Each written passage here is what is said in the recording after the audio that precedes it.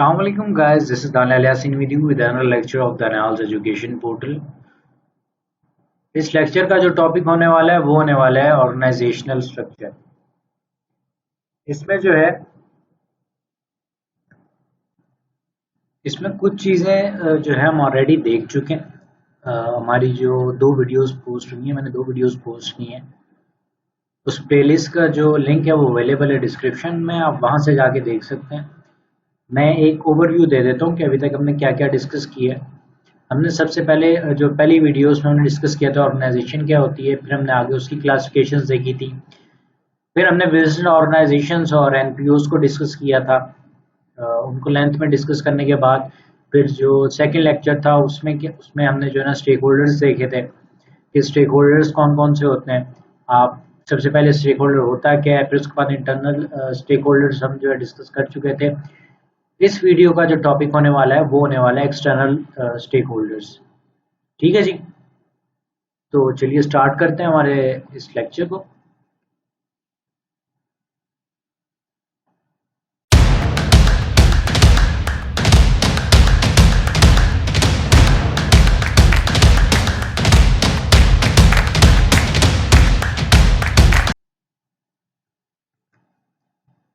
हमारा जो लेक्चर है, जो पिछली वीडियो है वो मैंने इस स्लाइड पर ख़त्म की थी। अभी हम ओवरव्यू ले रहे होंगे इन सब का और फिर डिटेल में बारी बारी इन सबको डिस्कस कर रहे होंगे। सबसे पहले हमने जो देखा था, हमने स्टेक होल्डर्स में ये देखा था कि कोई भी ऐसा बंदा जिसका इंटरेस्ट हो कंपनी में, आपकी इंटरेस्ट किसी तरह भी हो सकता है, तो वो क्या हो जाएगा, आपका एक स्टेक होल्डर बन जाएगा।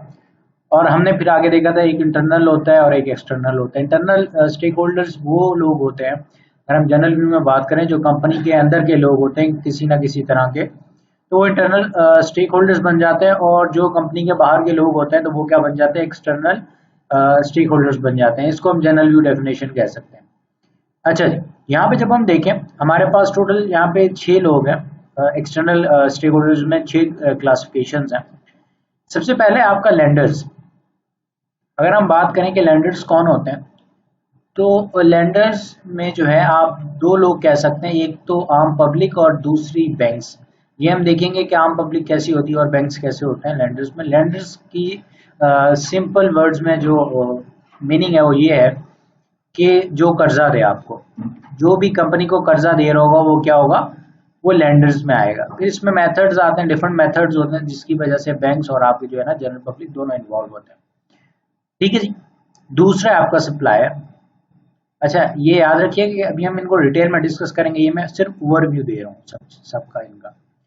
अच्छा, सप्लायर कौन होता है, जो आपको छोटी से लेके बड़ी चीज जो भी सप्लाई कर रहा है, आपकी कंपनी को जिस चीज की जरूरत है जो वो प्रोवाइड कर रहा है, उसे क्या कहते हैं, उसे सप्लायर्स कहते हैं। फिर आपका आ जाता है गवर्नमेंट। गवर्नमेंट जो होती है वो किस तरह स्टेक होल्डर है आपकी, कि उसने पॉलिसीज बनानी होती हैं, उसने जो है ना रेगुलेट करना होता है आपको। तो लाजमी बात है, जो भी आपका जो सेक्टर है उसके हवाले से जो भी पॉलिसीज बनेगी तो वो डायरेक्ट इंटरेस्ट आ जाता है। और जो भी आप काम कर रहे हैं, आपकी जो गवर्नमेंट होती है वो उसको क्लोजली चेक कर रही होती है कि कहीं कुछ ऐसा तो नहीं है जो जनरल पब्लिक के इंटरेस्ट के खिलाफ हो रहा हो। ठीक है जी। फिर आपका आ जाता है लोकल कम्युनिटीज।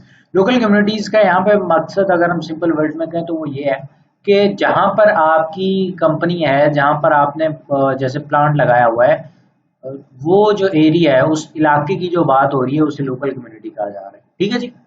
फिर आपका आता है नॉन एग्जीक्यूटिव डायरेक्टर्स। ये हमने पहले पढ़ा है पिछली वीडियोस में कि आपके जो डायरेक्टर्स होते हैं वो दो किस्म के होते हैं, उनकी दो टाइप्स होती हैं। एक आपके एग्जीक्यूटिव्स होते हैं, दूसरे आपके होते हैं नॉन एग्जीक्यूटिव डायरेक्टर्स। आपके जो एग्जीक्यूटिव डायरेक्टर्स होते हैं उनके पास एक्सपीरियंस नहीं होता। ठीक है, वो कंपनी के परमानेंट एम्प्लॉयज होते हैं, मतलब एक्सपीरियंस होता है लेकिन उस तरह नहीं होता।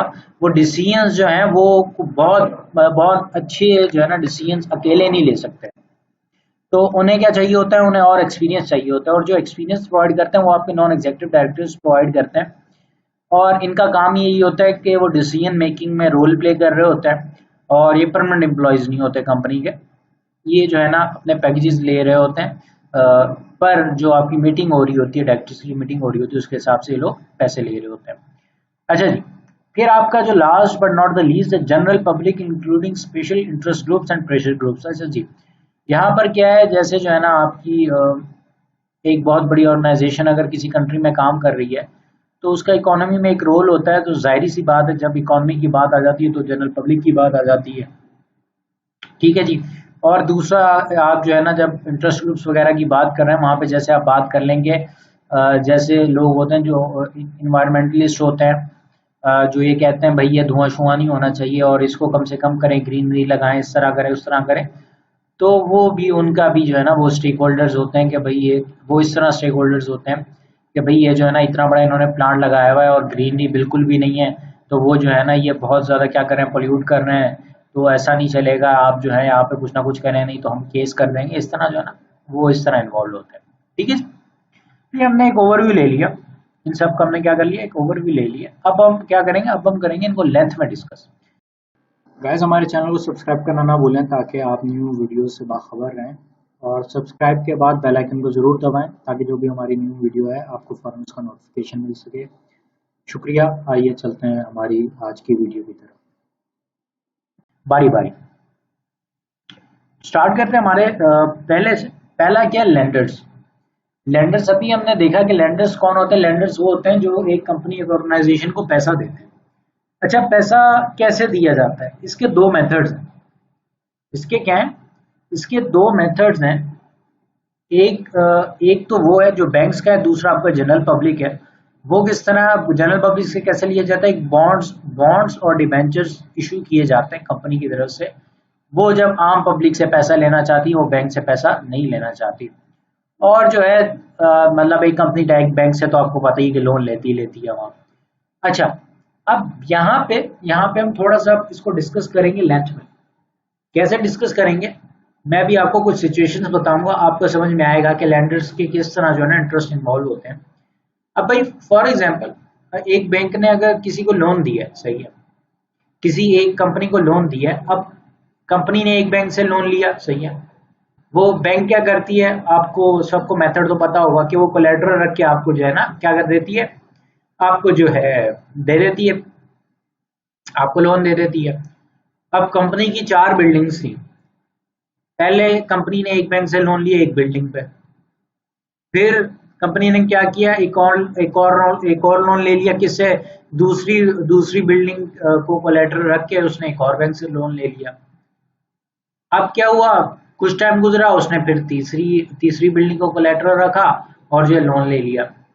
अब क्या होगा, यहाँ पे वो जो पहली वाली बैंक है ना, जब वो तीसरे के पास जाएगी लोन लेने तो उसको आ जाएगी टेंशन। उसको टेंशन क्यों आ जाएगी, क्योंकि अब लोन बहुत बढ़ गया है जी।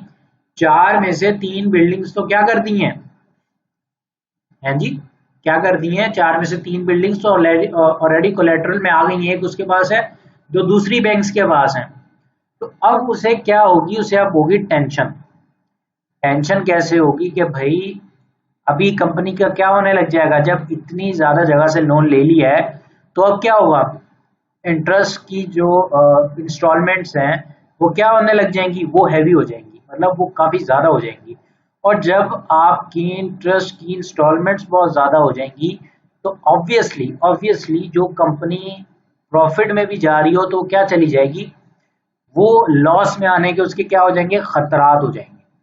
अगर वो बेशक अगर वो 3 कंपनी से लोन लेके प्रॉफिट बना भी रही है, लेकिन क्या है कि चांसेस ज्यादा हो जाएंगे कि भाई अगर थोड़ी सी भी गड़बड़ होती है सेल्स में तो क्या हो सकता है, कंपनी लॉसेस में आ सकती है। और जैसे जैसे कंपनी के लॉसेस बढ़ते हैं तो वैसे वैसे जो आपके लैंडर्स होते हैं उनकी टेंशन बढ़ती है कि भाई ये, और दूसरी क्या किस चीज से उनकी टेंशन बढ़ती है, यहाँ से हमें 2 चीजें पता चली हैं।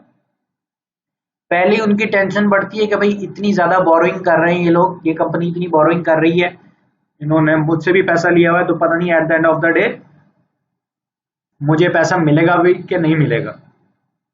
दूसरा क्या होता है, दूसरा तब टेंशन में आता है कि फॉर एग्जांपल उन्होंने लोन दिया था लेकिन कंपनी जो है ना वो हैवी लॉसेस में आ गई है।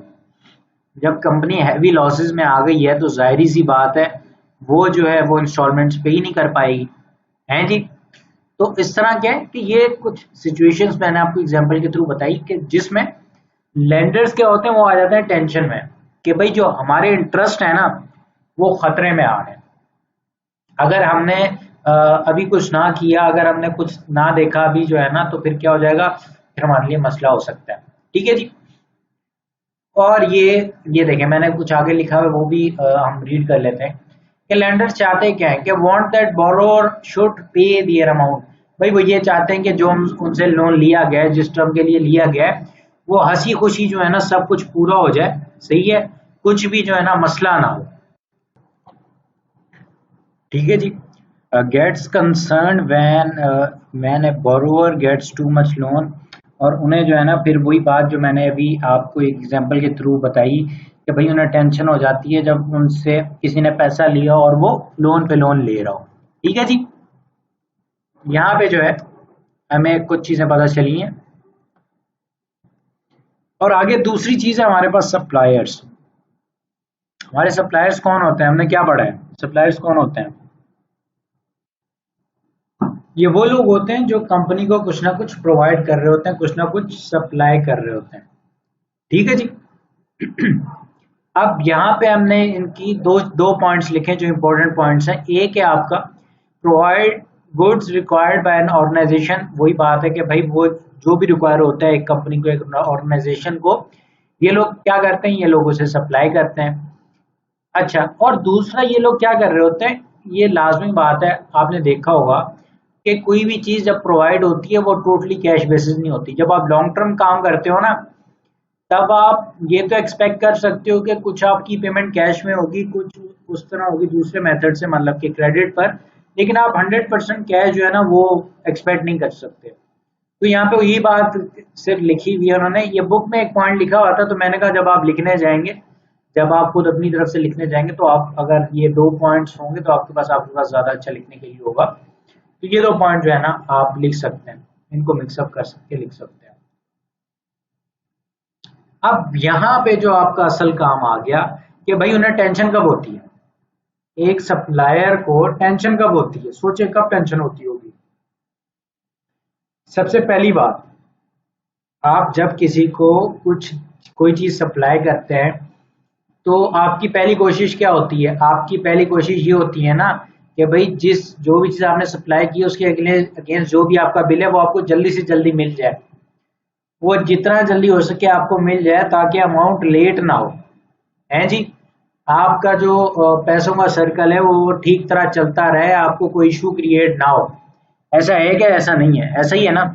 तो यहाँ पे वही बात वो कह रहे हैं कि आपका जो पहली चीज है ना वो यही है जो सप्लायर के दिमाग में होती है कि उसका जो भी पैसा बन रहा है ना उसे पैसा टाइम टू टाइम मिलता रहे।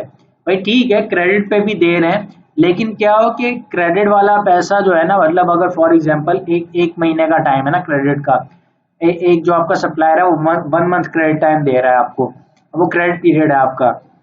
लेकिन जो है ना आप क्या कर रहे हैं, आप 1 मंथ में नहीं दे रहे, तो उसके लिए क्या हो जाएगा, फिर वो कंसर्न हो जाएगा। सही है।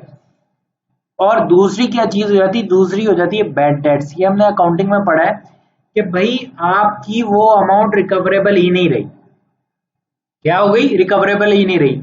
इसकी यूं एग्जांपल ले सकते हैं हम कि भाई आपने जो है ना किसी कंपनी को अच्छा खासा जो है ना सप्लाई किया, आपने उन्हें जो कुछ रिक्वायर्ड था आपने उन्हें सप्लाई किया, और अराउंड आपका जो है ना 2-3 मिलियन का बिल था। अब क्या हुआ कि अचानक कंपनी ने एक ऐसा डिसीजन लिया, और जब वो डिसीजन के ऊपर वो लोग एक्ट एक्ट करना शुरू हुए, क्या हुआ कि वो कंपनी का दिवालिया निकल गया, कंपनी हो गई बैंकरप्ट। अब जब कंपनी बैंकरप्ट हो गई तो उसके पास पैसे ही नहीं बचे, तो वो आपका बिल कैसे क्लियर करेगी। जब वो आपका बिल ही क्लियर नहीं कर सकती, तो वो कहाँ पे आपको डालना पड़ेगा, वो डालना पड़ेगा बैड डेट्स में कि भाई ये अमाउंट अब रिकवरेबल नहीं रही। ठीक है जी। और दूसरी क्या चीज है, अब एक तो कंसर्न होता है कि पैसा टाइम से मिले, और दूसरा आपने ये भी ख्याल रखना होता है कि आपका जो कस्टमर है, आपका जो कस्टमर है वो लॉन्ग टर्म कस्टमर बने। मतलब वो एक दो दिन वाली कहानी ना हो। क्या हो, एक दो दिन वाली कहानी ना हो, वो लंबी कहानी हो।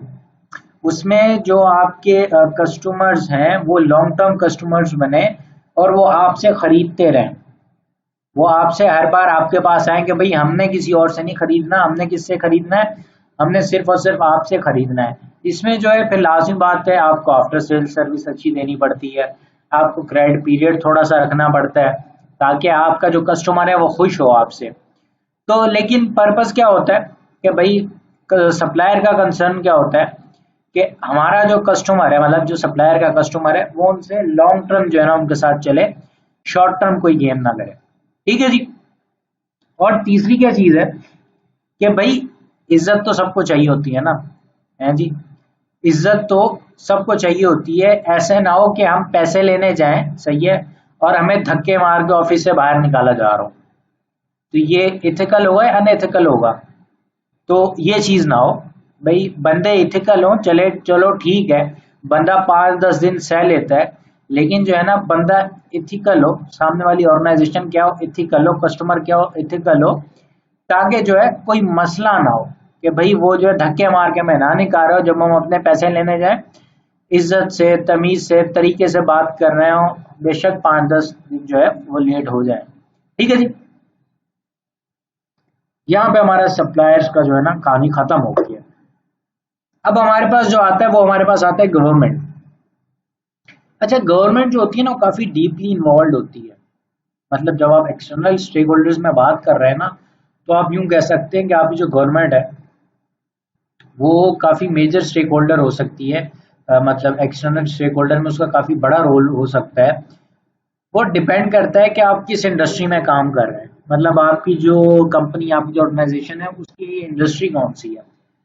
फॉर एग्जांपल जैसे जो है ना, आपकी जो कंपनी काम कर रही है वो टोबैको में कर रही है, सही है, वो जैसे सिगरेट्स वगैरह बना रहे हैं ना, और तो वहाँ पे क्या आ जाएगा, जो ऐसी चीज़ें वहाँ पे जो रेगुलेटरी मेथड्स हैं और जो रूल्स रेगुलेशंस हैं उनकी जो फ्रिक्वेंसी है वो काफ़ी ज़्यादा है और स्ट्रिक्टनेस भी ज़्यादा है। तो वो जो होता है ना काफ़ी क्लोज चेक एंड बैलेंस होता है जब आप इस तरह का जो है ना कोई ऑर्गेनाइजेशन चला रहे होते हैं। तो वहाँ पे क्या हो जाएगा, वहाँ पे जो आपका ना बहुत बड़ा रोल प्ले कर रही होती है government as a stakeholder. जैसे यहाँ पे मैंने लिखा भी हुआ है, the government might be a significant external stakeholder in a business because it's power to introduce new laws and regulations और अमेंड एग्जिस्टिंग लॉज। वही बात जैसे मैंने कही, जैसे मैंने भी आपको टोबैको वाली एग्जांपल दी कि भाई वो जो है ना कुछ पता नहीं होता, ये जो इंडस्ट्री है उसमें जो है ना कुछ पता नहीं होता कब कोई नया कानून आ जाए और कब कोई नई बात आ जाए। तो यहाँ पे जो होता है ना, यहाँ पे आपको चीजें देख के चलना पड़ता है। ठीक है जी। फिर आपका आ गया, फिर हम इसके नीचे आते हैं, कभी has interest in all business organisation specially large organisation. अच्छा भाई, जितनी छोटी कंपनी होगी गवर्नमेंट को उससे उतना कम फर्क पड़ेगा, जितनी बड़ी कंपनी होगी गवर्नमेंट को क्या पड़ेगा, उससे उतना ज्यादा फर्क पड़ेगा। जैसे फॉर एग्जांपल यूनिलीवर है, अगर यूनिलीवर पाकिस्तान में काम कर रही है तो वो गवर्नमेंट के लिए क्या है, वो गवर्नमेंट के लिए एक लार्ज ऑर्गेनाइजेशन है, सही है। क्यों? क्योंकि भाई वो मल्टीनेशनल है और जो है वो पाकिस्तान में भी उनका अच्छा खासा बिजनेस है। और लाजमी बात है जब वो पाकिस्तान में अमाउंट जनरेट कर रहे हैं तो गवर्नमेंट को टैक्सेस मिल रहे हैं, और जब टैक्स मिल रहे हैं तो जाहिर सी बात है उनका जो है रेवेन्यू जनरेट हो रहा है। तो उनका क्या है कि फिर कंसर्न बढ़ जाता है, जितनी बड़ी ऑर्गेनाइजेशन होती है गवर्नमेंट का कंसर्न उतना बड़ा हो जाता है। अच्छा, अब यहाँ पे हम डिफरेंट वे में हम डिस्कस करेंगे कि भाई किस तरह गवर्नमेंट का कंसर्न बनता है। तो सबसे पहला जो पॉइंट है वो अभी अभी मैंने बताया। सबसे पहला पॉइंट क्या है, बिजनेसेस पे taxes on profits, so government has an interest in companies profitability. अब भाई जब आप गवर्नमेंट को टैक्स दे रहे हैं, गवर्नमेंट को टैक्स दे रहे हैं, आप इतने सालों से आप एक मल्टीनेशनल चला रहे हैं और आप जो है अच्छा खासा टैक्स दे रहे हैं, तो गवर्नमेंट क्या करेगी, गवर्नमेंट जो है ना फिर आपके ऊपर एक अच्छा जो है ना क्लोजअप रखेगी कि भाई इनके पास से क्या आ रहा है, अच्छा पैसा आ रहा है। अब भाई फॉर एग्जाम्पल क्या होता है, आप जो है ना पूरा एक डेकेड का जो आपका रिकॉर्ड है ना वो बहुत हैवी प्रॉफिट का है, अचानक से 2-3 सालों में जो है ना आपको लॉसेस होने लग गए, तो जैसे वो फिर एफबीआर क्या करेगी, एफबीआर कहेगी यहाँ पे क्या हो सकता है, यहाँ पे ऐसा हो सकता है कि ये फ्रॉड हो रहा हो, यहाँ जो है ना फाइनेंशियल्स में दो नंबरी कर रहे हो, कोई इशू हो सकता है, इनको चेक कराओ। तो इस वजह से जो जैसे इस तरह मैंने एग्जांपल दी है, तो इस तरह क्या हो जाता है, फिर गवर्नमेंट क्या हो जाती है थोड़ा सा जैसी बड़ी ऑर्गेनाइजेशन होगी तो उसके ऊपर थोड़ा सा चेक एंड बैलेंस ज्यादा रखती है। The government should want to create and maintain a strong economy. This depends partly or largely on new investments by business. Government might therefore want to encourage business investments. अब भाई दूसरी चीज क्या है, एक तो वो है कि भाई वो जो उन्हें जो है ना टैक्सेस मिल रहे होते हैं वो उनकी रेवेन्यू जनरेशन हो रही है, किसकी, गवर्नमेंट की। दूसरा क्या पॉइंट है कि भाई लाजमी बात है, जो आपकी इकॉनमी है वो किसकी बेस पे बढ़ती है, वो आपकी बढ़ती है बिजनेसेस की बेस पे। जितना एक कंट्री में ज्यादा बिजनेस होगा उतनी ज्यादा आपकी कंपनी के, आपकी जो कंट्री है वो क्या करेगी, प्रॉस्पर करेगी। जैसे भाई कहा जाता है कि वो जो कंपनीज को कहा जाता है कि भाई आप जो है ना अपने यहाँ पे प्लांट्स लगाएं, असेंबलिंग प्लांट्स नहीं, मैन्युफैक्चरिंग प्लांट्स लगाएं।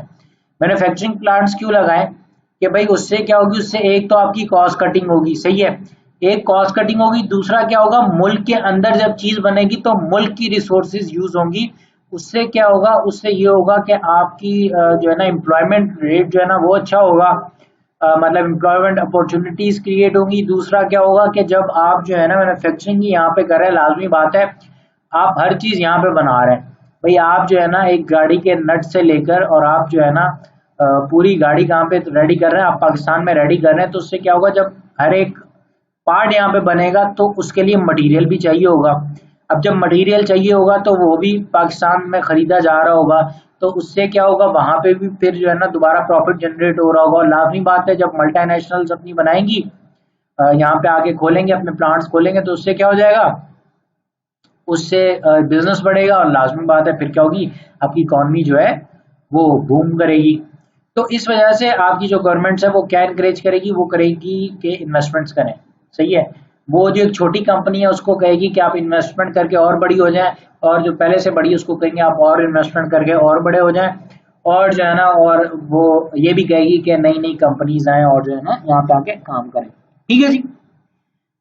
The government should want to achieve low levels of unemployment. Businesses are major employers. अब भाई वही बात है, जैसे मैंने अभी एग्जांपल दी कि जब प्लांट लगेंगे एम्प्लॉयमेंट बढ़ेगी। जहाँ पे असेंबलिंग हो रही है, असेंबलिंग में तो सिर्फ आपने पार्ट्स उठा के जोड़ने हैं ना, सही है। और जब आप बात कर रहे हैं मैन्युफैक्चरिंग की, कि भाई गाड़ी ही यहाँ पे मैन्युफैक्चर हो रही है पूरी की पूरी, उसका एक एक पार्ट यहाँ पे बन रहा है। या फॉर एग्जांपल जैसे सिर्फ इंजन फॉरेन से आ रहा है, फॉरेन से इंपोर्ट हो रहा है, बाकी सब यहाँ पे बन रहा है। तो उससे क्या हो जाएगा, उससे ये हो जाएगा कि भाई जो है आपकी जो एम्प्लॉयमेंट है वो रेट जो है ना बहुत अच्छा हो जाएगा, आपकी एम्प्लॉयमेंट अपॉर्चुनिटीज बहुत ज्यादा बढ़ जाएंगी, ठीक है जी। तो और कोई भी बिजनेस हो, जो भी एक इकोनॉमी है, जो मेजर मेजर जो होता है, जो एम्प्लॉयर होता है वो आपके बिजनेसेस ही होते हैं। तो इस वजह से जो बिजनेस होता है उसको हमेशा एक इकोनॉमी में इनकरेज किया जाता है। The government regulates many different aspects of business activity. Employment law, environmental law, health and safety regulations, and company law are just a few examples. अब भाई रेगुलेट कैसे करती है, आपकी गवर्नमेंट रेगुलेट कैसे करती है, जैसे मैं थोड़ी देर पहले बात कर रहा था, डिफरेंट ऑर्गेनाइजेशंस होती हैं, डिफरेंट ग्रुप्स होते हैं जो कंसर्न होते हैं एनवायरनमेंट के हवाले से। एनवायरमेंटलिस्ट जो होते हैं वो कहते हैं कि भाई ग्रीन नहीं करो, ये करो, ऐसे करो, वैसे करो। अब क्या होता है कि कुछ लॉज गवर्नमेंट ने भी उस हिसाब से बनाए हुए होते हैं कि भाई आपने क्या करना है, आपने अगर इस टाइप का प्लांट बनाना है जो इतनी कार्बन डाइऑक्साइड जो है वो जो है ना खारिज करेगा, तो उसके लिए आपको क्या करना पड़ेगा, उसको आपको इतने एरिया में ग्रीनरी करनी पड़ेगी। मतलब वो आपकी रिक्वायरमेंट है, अगर वो आप रिक्वायरमेंट पूरी नहीं करते तो आपके ऊपर केस कर सकती है कौन, गवर्नमेंट जो है ना।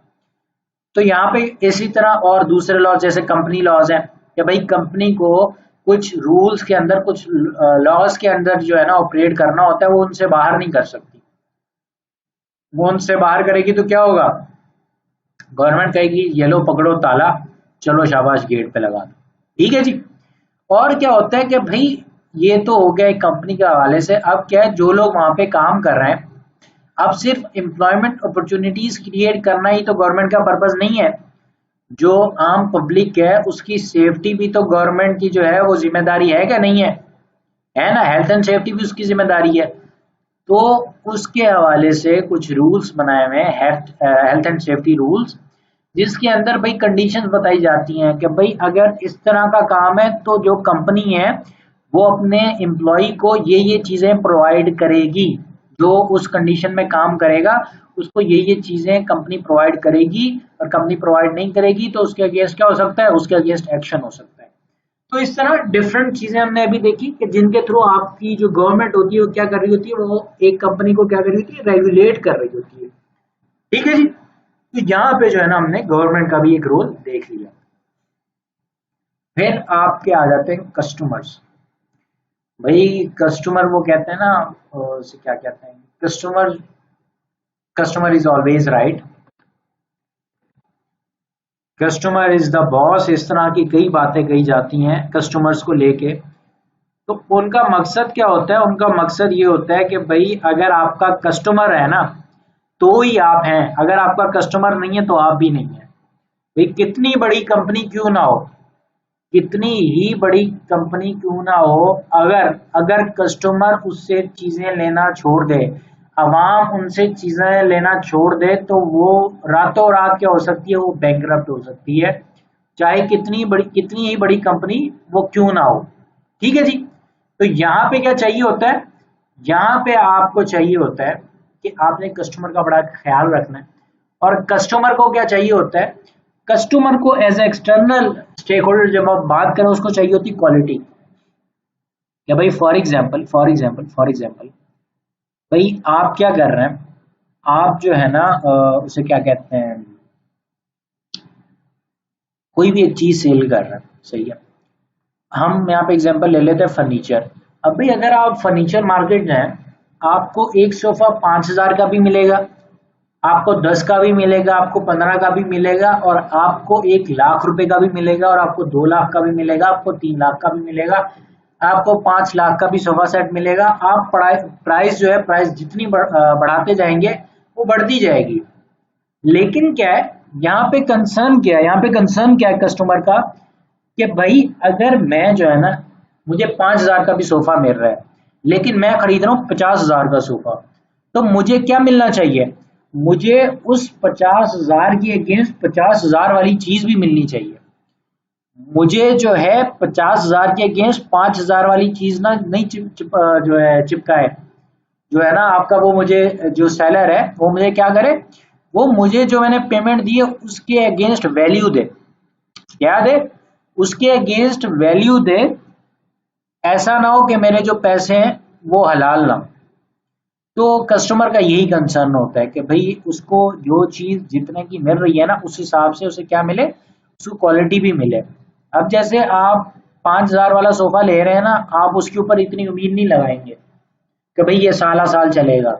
लेकिन आप अगर 50,000 रुपए का एक सोफा ले रहे हैं तो आप उससे उम्मीद लगाएंगे कि अगर ये उससे क्या कहते हैं 20 साल ना भी चले, एटलीस्ट इसको 8-10 साल निकालने चाहिए मेरे, है कि नहीं है। जब 50,000 रुपये आप पे कर रहे हैं, आप एटलीस्ट उसे 8-10 साल की तो एक्सपेक्टेशन रखते हैं ना। चलो 5,000 वाले से तो आप साल दो की एक्सपेक्टेशन रखते हैं, लेकिन इससे तो इतनी आप एक्सपेक्टेशन रख ही सकते हैं, है कि नहीं है। तो यहाँ पे कस्टमर का एक ही कंसर्न है, क्या, भाई उसे क्वालिटी मिले जितनी वो पेमेंट कर रहा है उसके अगेंस्ट। ठीक है जी। अब आपकी आ गई हैं लोकल कम्युनिटीज। लोकल कम्युनिटीज हमने क्या पढ़ा था, वो लोग जो आपके आसपास रहते हैं, सही है।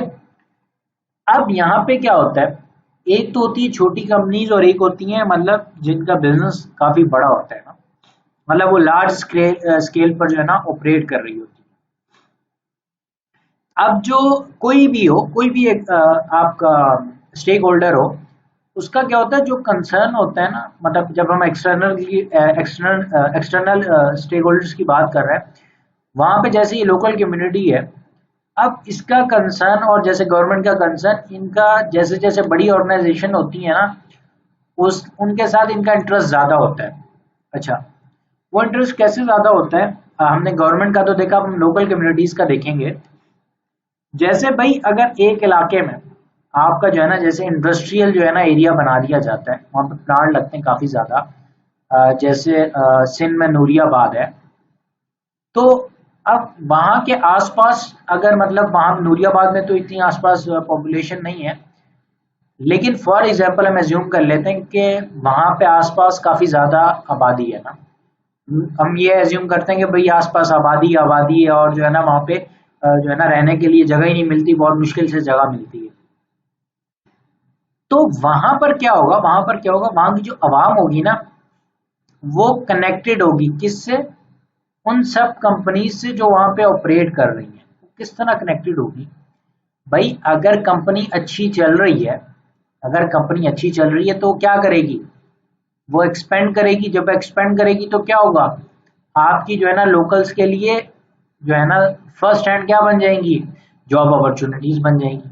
और अगर वो एक्सपेंड नहीं भी कर रही हैं, अगर वो अपनी कैपेसिटी जो उनकी है उसी के ऊपर वो काम करती रहेंगी, तो फिर भी क्या होगा, फिर भी आपकी जो है ना एम्प्लॉयमेंट अपॉर्चुनिटीज हैं, वहाँ के लोकल्स को जॉब्स मिल रही हैं, है कि नहीं है। और अगर इन केस वहां पे क्या होता है कि वो जो है ना उनका गिर जाता है ना, क्या गिर जाता है, मतलब वो जो अपना स्केल है उसको जो है ना छोटा करते हैं। कोई कंपनी जो है वो काफी बड़े स्केल पे काम कर रही थी, अच्छे खासे लोग एम्प्लॉयड थे, लेकिन जो है ना अचानक से उन्हें डाउन साइजिंग याद आया और जो है ना अपने प्लांट्स को जो है ना वो उन्होंने आधा बंद कर दिया। जैसे ये हुआ था कोविड के स्टार्ट में, काफी प्लांट्स जो है ना बंद हो गए थे। प्लांट्स बंद हो गए तो क्या हुआ, आपकी एम्प्लॉयमेंट अपॉर्चुनिटी क्या हो गई, खत्म हो गई ना, बेशक फॉर द टाइम बिंग हो गई। और वो तो अनसर्टेनिटी आ गई थी ना। अनसर्टेनिटी कैसे आ गई थी कि किसी को नहीं पता था, किसी को भी नहीं पता था कि कौन सी कंपनी दोबारा ऑपरेट कर पाएगी, कौन सी कंपनी ऑपरेट नहीं कर पाएगी। और अगर जो कंपनी ऑपरेट कर पाएगी तो वो जब दोबारा कोविड के बाद दोबारा खुलेगी तो वो किस लेवल पे ऑपरेट कर पाएगी। क्यों, क्योंकि जैसे लोन्स हैं, फिर बैंक्स इंटरेस्ट चार्ज कर रहे हैं, फिर उनके अदर एक्सपेंसेस हैं, बेशक आपके एम्प्लॉयज नहीं भी हैं, 20 तरह के और एक्सपेंसेस होते हैं। तो भाई जेब में पैसा कितना है एक कंपनी के पे करने के लिए, तो ये सब बहुत चीजें मैटर कर रही थी तब। तो अब हमने यहाँ पे कुछ चीजें देखी, लोकल कम्युनिटी को किस चीज ने कंसर्न किया कि भाई फॉर एग्जाम्पल अगर वहाँ पे नूरियाबाद में एक और नई कंपनी आके अपना प्लांट लगाती है तो क्या होंगे, वो खुश होंगे ना, सही है। और अगर कोई कंपनी प्लांट बंद करके जाती है तो वो क्या हो जाएंगे, वो दुखी हो जाएंगे, है कि नहीं है। इसी तरह यही बातें नीचे लिखी हुई है कि आपकी लोकल कम्युनिटीज इन चीजों से बहुत ज्यादा क्या होती है, वो जो है अफेक्ट होती है। जो भी एक ऑर्गेनाइजेशन काम कर रही होती है उस उनके इन एक्शंस की वजह से, जिसकी वजह से उसे एक स्टेक होल्डर कहा जाता है। और कई बिजनेसेस ऐसे भी होते हैं कि भाई जहाँ पे जो है ना, जैसे छोटी मोटी कंपनीज क्या कर रही होती हैं, वहाँ पे जो अब लोकल्स होते हैं ना, जैसे आबादी ज़्यादा है और जो है ना वहाँ पे एक कोई प्लांट लगा हुआ है। अब जो होते हैं ना, कुछ ऐसे लोग होते हैं, वो लोग डायरेक्टली वहाँ से कंपनीज के प्लांट से चीज़ें उठाकर वो जो है ना सेल कर रहे होते हैं। अब जाहिर सी बात है, अगर वहाँ से प्लांट ही क्लोज हो गया तो उनकी रोजी रोटी भी बंद हो गई ना, उनकी रोजी रोटी भी बंद हो गई।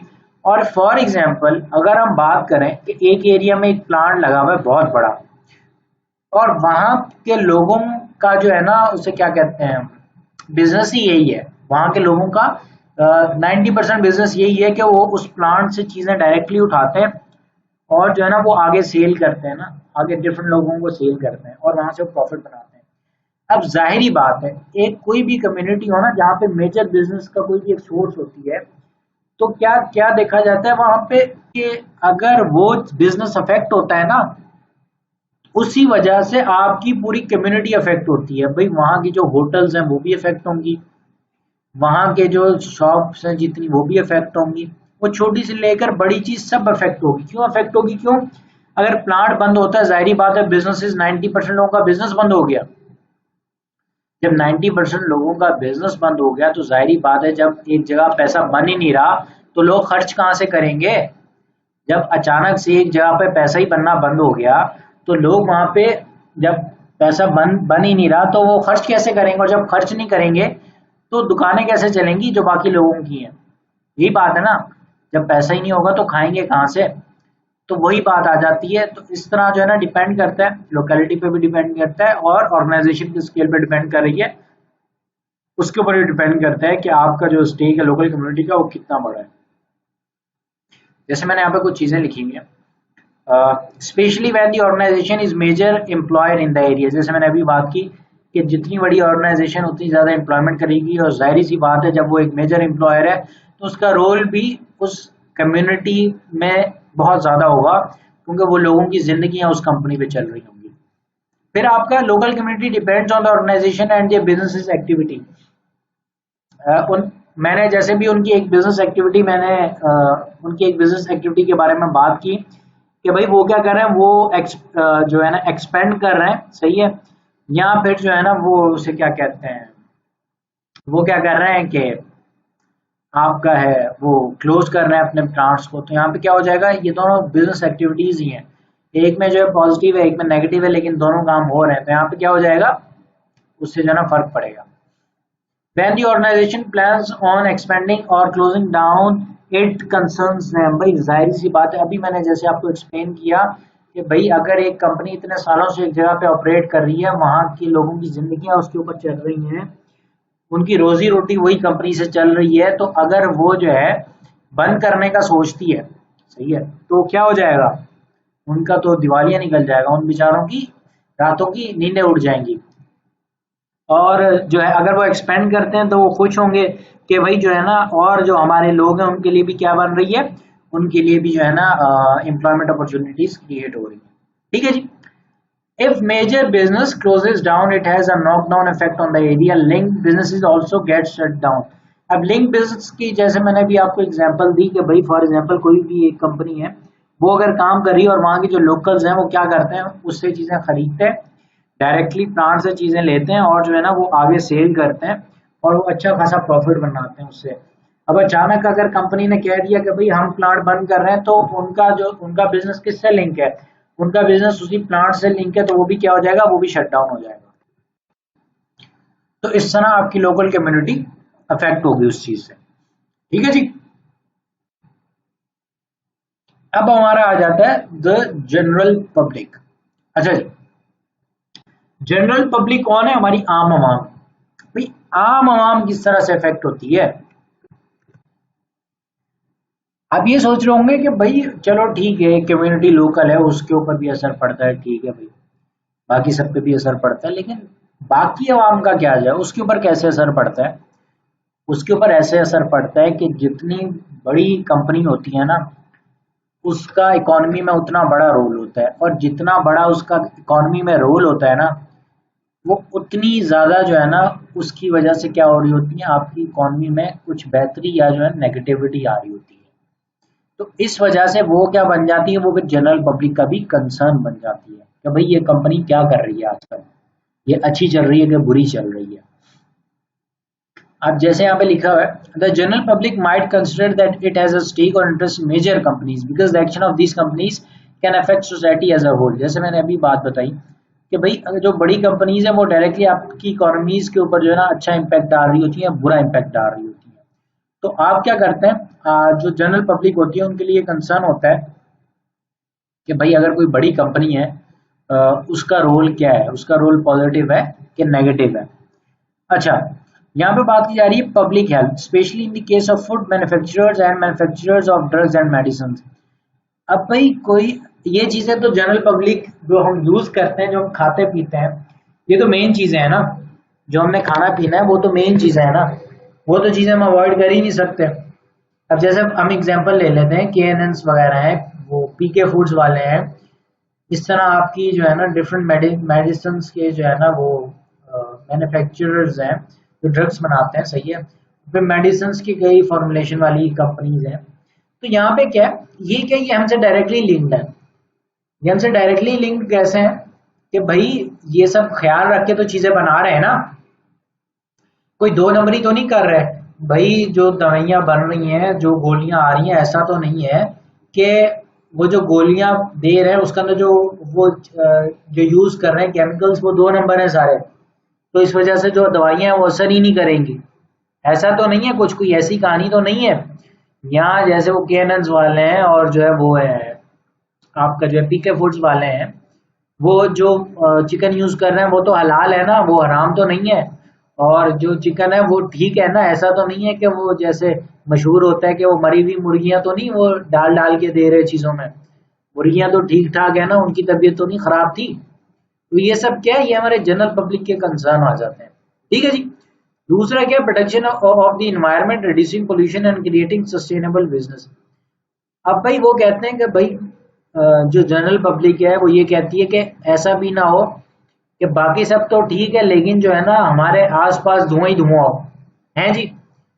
आप जो है ना, आपका मुल्क जो है ना वो धुएं से भर जाए और वो पोल्यूशन में बहुत हाई पे चला जाए, और उसकी वजह से आपकी रेंज कम हो जाए और जो है ना आपकी बाकी चीजें अफेक्ट हो, जनरल पब्लिक ये तो नहीं चाहेगी। तो वो क्या चाहेगी कि भाई कोई भी एक अगर बड़ी कंपनी है बड़े लेवल पे काम कर रही है तो वो क्या, आप क्या चाहेंगे, आप ये चाहेंगे कि वो बाकी चीजों का भी अच्छी तरह ध्यान रखे। Corruption in business practices such as bribery. अब भाई लाजमी बात है, जब एक एक जगह पे आपकी कंपनी में क्या होगी, एक कंपनी में अगर ब्राइबरी चल रही होगी तो वो जो एक्शन है वो एक जगह क्या आइसोलेटेड नहीं रहेगा, वो फिर आगे फैलता जाएगा फैलता जाएगा फैलता जाएगा और फिर क्या होगा, वो आपकी जो है ना पूरी सोसाइटी में फैल जाएगा। वो ऑलरेडी फैला हुआ है वो एक अलग बात है, लेकिन यहाँ पे जो है ना हम किताबी बात एक कर रहे हैं कि जो अच्छे मुल्क है जहाँ पे करप्शन नहीं होती, हम उनको सामने रख के ये बात कर रहे हैं कि भाई उनका ये कंसर्न होता है, जनरल पब्लिक का ये कंसर्न होता है कि ब्राइबरी जो है उसको बढ़ावा ना दिया जाए। कोई भी एक कंपनी हो, कोई भी एक ऑर्गेनाइजेशन हो, वो जो आपकी उसे क्या कहते हैं करप्शन है उसे क्या कर रहा हो, उसे प्रमोट ना करे। ठीक है जी। The exploitation of the consumer through mis-selling and misleading description of goods। अब भाई आपके पास चीज है 500 वाली, सही है, और आपने थोड़ी अच्छी पैकिंग करके आप उसको भेज 5,000 रुपए में रहे हैं, तो आप क्या कर रहे हैं, आपने पैकिंग 5,000 वाली कर दी, चीज अंदर 500 वाली है और आप 5,000 में वो चीज बेच रहे हैं, तो आप कंज्यूमर को क्या कर रहे हैं, आप कंज्यूमर को मिसलेड कर रहे हैं। किस तरह, आपने पैकिंग बड़ी आला की है, सही है, और आपने प्राइस उस पैकिंग के हिसाब से रखी है, तो कस्टमर क्या समझेगा, कस्टमर तो यही समझेगा ना कि भाई पैकिंग भी 5,000 वाली है, प्राइस भी 5,000 है, चीज भी अंदर 5,000 वाली होगी। लेकिन जब वो लेके इस्तेमाल करते हैं अंदर चीज के अंदर चीज 500 वाली है, तो यहाँ पे आप क्या कर रहे हैं, आप कस्टमर को मिसलीड कर रहे हैं। ठीक है जी। फिर आगे क्या कंसर्न होता है, जो एक बहुत बड़ा कंसर्न होता है इकोनॉमी में, जिसके कुछ अभी रिसेंट केसेस भी हुए हैं, कि भाई मोनोपोली क्रिएट ना हो, कोई भी इंडस्ट्री हो उसमें मोनोपोली क्रिएट ना हो। क्यों, उससे क्या होता है, उससे कंज्यूमर के जो राइट्स है ना वो बहुत बुरी तरह से अफेक्ट होते हैं। जैसे अभी जहांगीर तरीन के ऊपर केस चल रहा था और जो है ना बाकी कुछ शुगर मालकान के ऊपर केस चल रहा था कि इन्होंने मिल के एक मोनोपोली क्रिएट की, इन्होंने शुगर की शॉर्टेज की, उसके बाद प्राइसेस बढ़ाए और उसके बाद दोबारा जो है ना स्टॉक किसमें डाल दिया, दोबारा जो है ना मार्केट में स्टॉक दे दिया और उससे जो है ना पैसे बनाए। अब उन्होंने क्या किया, उन्होंने आर्टिफिशियल शॉर्टेज क्रिएट की। तो जनरल पब्लिक का ये भी कंसर्न होता है कि भाई मोनोपोली क्रिएट ना हो, मोनोपोली क्रिएट ना हो, हमारे अगेंस्ट मोनोपोली क्रिएट ना हो, कि जो है वो मार्केट में शॉर्टेज पैदा करें और फिर जो है ना डिमांड एंड सप्लाई का सिंपल रूल आपने पढ़ा होगा इकोनॉमिक्स में, उसकी वजह से क्या हो जाएगी, आपकी प्राइसेस, जब सप्लाई नहीं है डिमांड आ रही है तो आपकी ऑब्वियसली क्या हो जाएगा, आपकी प्राइसेस बढ़ जाएंगी। ठीक है जी। अब ये हमारा जो है ना लास्ट है, लास्ट टॉपिक है इस लेक्चर का, ये क्या, non executive directors. Non executive directors कौन होते हैं, जो परमानेंट एम्प्लॉइज नहीं होते कंपनी के। अब यहाँ पे क्या उनका रोल क्या होता है, help to prevent a company from being dominated by the personal interest of the executive directors. अब एग्जीक्यूटिव डायरेक्टर्स कौन होते हैं, एग्जीक्यूटिव डायरेक्टर्स होते कौन है, वो आपके होते हैं एम्प्लॉइज, किसके, कंपनी के एम्प्लॉइज। अब लाजमी बात है जो एक कंपनी का एम्प्लॉय होगा उस उसके इंटरेस्ट और जो एक बंदा कंपनी का एम्प्लॉय नहीं है उसके इंटरेस्ट बहुत डिफरेंट होते हैं। और आपका जो है आपका जो नॉन एग्जीक्यूटिव डायरेक्टर्स हैं उन्हें इस वजह से रखा जाता है बोर्ड में कि भाई जब भी एक कंपनी डिसीजन ले ना, जब भी कोई भी एक कंपनी डिसीजन ले तो उसके पास एक ऐसा ओपिनियन हो जो किसी भी इंटरेस्ट से फ्री हो, जो कंपनी के जो लोग हैं जिनके इंटरेस्ट इन्वॉल्व है उस तरह की चीजों से वो बिल्कुल फ्री हो। उसे क्या करना हो, उसे जो है ना एक ऐसा डिसीजन जो है लेना हो जो एक तो एक एक्सपर्टीज पे डिपेंड करता हो, मतलब एक्सपर्टीज यूज करें अपनी, और दूसरा जो है वो जो इंटरेस्ट है बाकी उन सबसे जो है ना पाक साफ हो। ठीक है जी। They bring experience and knowledge to the board that they have gained outside the company and which executive directors often do not have। अब भाई क्या कह रहे हैं, जो आपके एग्जीक्यूटिव डायरेक्टर्स होते हैं वो वैसे तो मतलब बहुत काबिल होते हैं, लेकिन उनके पास मल्टीपल कंपनीज का जो है ना वो उतना एक्सपीरियंस नहीं होता, उन्हें हर चीज का हर काम का इतना एक्सपीरियंस नहीं होता है, बड़े बड़े डिसीजंस का इतना एक्सपीरियंस नहीं होता जिस तरह नॉन एग्जीक्यूटिव डायरेक्टर्स को होता है। इसी वजह से उन्हें क्या किया जाता है, उन्हें रखा जाता है बोर्ड का हिस्सा। फिर वो क्या कह रहे हैं, फिर वो कह रहे हैं their interests are different from those of executive directors and senior executives. They are not affected by concerns about remuneration, bonuses, and performance incentives, power and status for job security. हमने जब इंटरनल स्टेक होल्डर्स पढ़ा था तो हमने देखा था कि जो आपके एग्जीक्यूटिव डायरेक्टर्स हैं उनके काफी ज्यादा कंसर्न्स होते हैं और उनके काफी ज्यादा इंटरेस्ट होते हैं कंपनीज के डिसीजंस में। अब क्या है कि भाई अब जैसे फॉर एग्जांपल अब एक डिसीजन लेना है जिसके ऊपर जो है ना कॉस्ट कटिंग कर रही है कंपनी में। अब कॉस्ट कटिंग में क्या है, रेम्यूनरेशन के ऊपर भी बात होगी। अब एग्जीक्यूटिव डायरेक्टर्स क्या कहेंगे कि जो है ना सैलरी के ऊपर भी, हाँ ठीक है सैलरी भी जो है ना हम कम करते हैं। वो तो सिर्फ यही चाहेंगे ना कि जो आपकी सैलरी है वो सिर्फ बढ़े, बाकियों की भी सैलरी बढ़े ताकि उनकी भी सैलरी बढ़े। तो वो तो ये नहीं चाहेंगे कि सैलरीज कम हो। तो इस तरह काफी डिसीजंस होते हैं जहाँ पे जो इंटरेस्ट होते हैं ना वो कोलाइड कर रहे होते हैं, कंपनी के इंटरेस्ट और जो है ना आपकी जो टॉप मैनेजमेंट है जिसमें आपके सीनियर एग्जीक्यूटिव्स और डायरेक्टर्स हैं उनके इंटरेस्ट जो है थोड़े से क्लैश कर रहे होते हैं। इस वजह से बोर्ड में नॉन एग्जीक्यूटिव डायरेक्टर्स को रखा जाता है ताकि वो लोग ऐसे डिसीजंस को अच्छे तरीके से हैंडल करें और जो वहां पे एक डिसीजन बनता है वहां पे उस डिसीजन को वो लें। ठीक है जी, यहाँ पे हमारा आज का लेक्चर कंप्लीट होता है। आई होप आपको सब समझ में आ गया होगा। अगर आपको कोई भी इशू हो तो आप कमेंट्स में जो है क्वेश्चन डाल सकते हैं। मिलते हैं हमारी अगली वीडियो में। टिल देन टेक केयर, अल्लाह हाफिज।